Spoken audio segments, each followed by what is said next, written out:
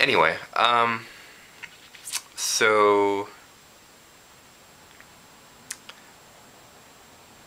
there would be a great tragedy to me never getting any further than this in my life. It's like I feel like I haven't gotten further in the past 10 years. And I was really scared by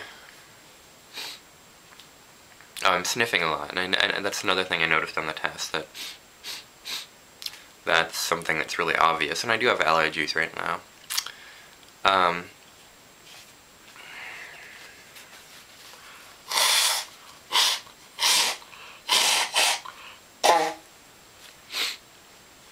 That didn't really help, but anyway. I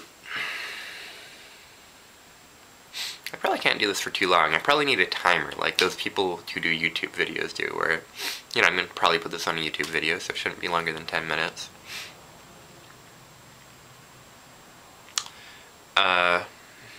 Oh yeah, so I did the test. I was looking at myself. I was noticing how much older I look. Looking in the mirror, I don't look much older than I did 10 years ago. But looking in the video, I did seem to be older. Now I know my eyes are red now, because I didn't get enough sleep last night. And I do have, you know, I shaved yesterday, but I haven't shaved since yesterday, and I have, what do you call it? What is this called? Stubble. Stubble, I've got stubble.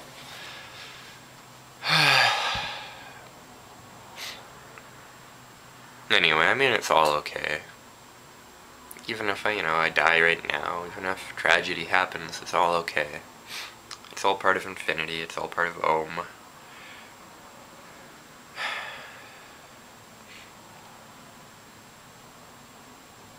Whatever, I can just make this a two-part thing if it goes past 10 minutes, which it likely already has. So I talked to Elaine yesterday. So I've been in this, like, kind of, like, deep depression, and I don't feel super comfortable calling it depression. Certainly it's like going deep into computer game addiction and escaping. It's escaping, very clearly, and I'm also in a place where, when I'm in it, I'm in a place where it feels like I can't go out into the world. I can't do anything in the world. I can't even talk to anybody because it's just too much for me to deal with. And I understand that that's very characteristic of depression, so perhaps depression is the right way to describe it.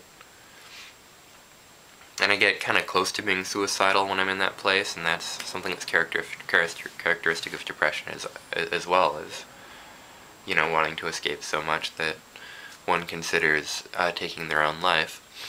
Although for me it's not about sadness at all. Well, I mean, certainly there's sadness about the Rahala thing still, which is, you know, more than a year old, but,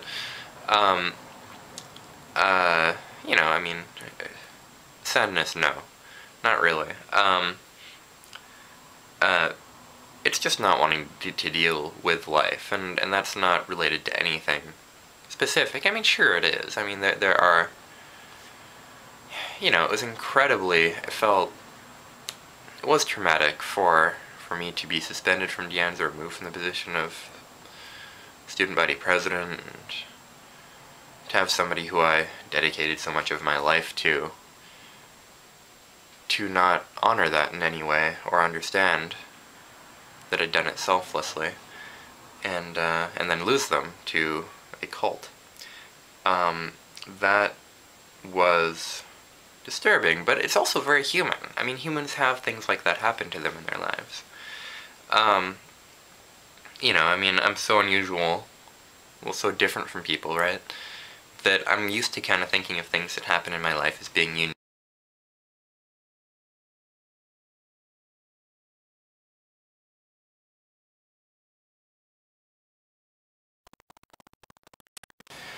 Okay, so before my memory card became full, what I was saying just before I became cut off was that I usually tend to think of myself as being very different from people, which I think is accurate, and most people would consider me to be very different from most people. And as a result, I often think of the things I experience as being things that most people don't experience. And being able to see things in my life that are human, I guess, helps me feel part of the whole. It helps me feel a greater sense of connection to the rest of humanity, which is nice. Of course, I need to feel that. I need to understand that in a deep way in order to be able to be powerful in the world, in order to be able to serve the world in a meaningful way. I need to really experience and know that I am like other people and understand that sameness. And in many ways I do, but it helps to see things in my life that are like other people. I did look back at the first 15 minutes of the video before I got cut off, and darn it, I'm going to put a timer, because I've got 15 minutes before the memory card cuts me off again. Okay, start. So I did look at those first 15 minutes. Sometimes I talk in a way where I'm not even really trying to be understood. I'm just trying to, I'm not really sure what my motivation is, but I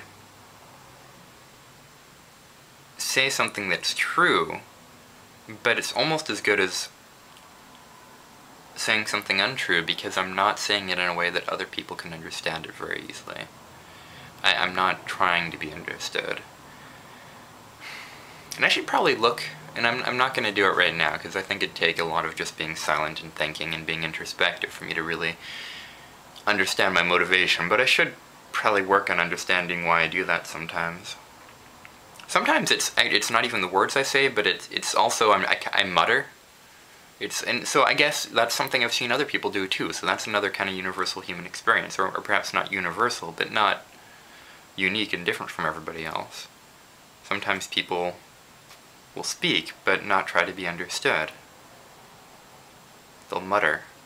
Or, and muttering is something I've noticed, and just speaking in a way that's not clear, and I've done that. But I also do that sometimes in the way I describe things, the words I choose.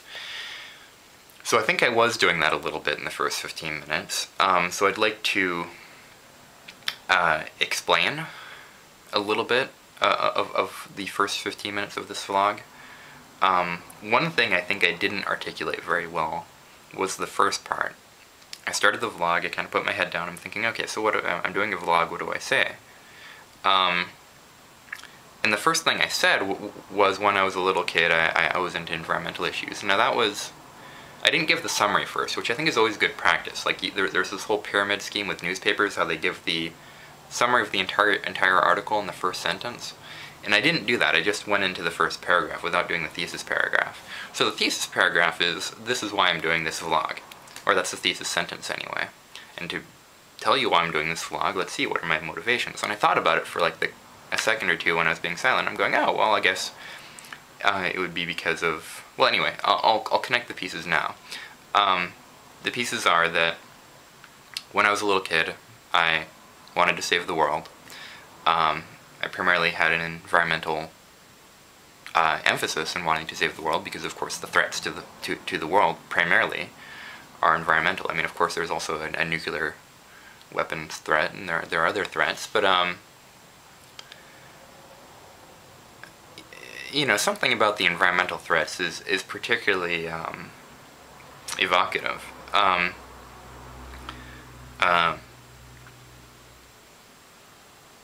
Because the nature of the challenge is so different. I mean,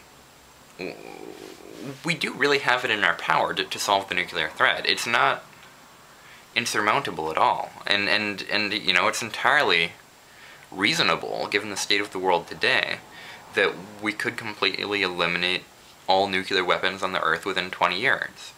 Or you know, maybe it'll take longer, but it'll probably eventually happen. I mean, either we'll have a nuclear war first, and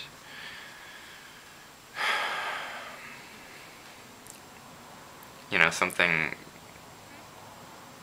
horrendous will happen, and our species will be set back. The Earth will be very damaged. But and when we may even make ourselves extinct. But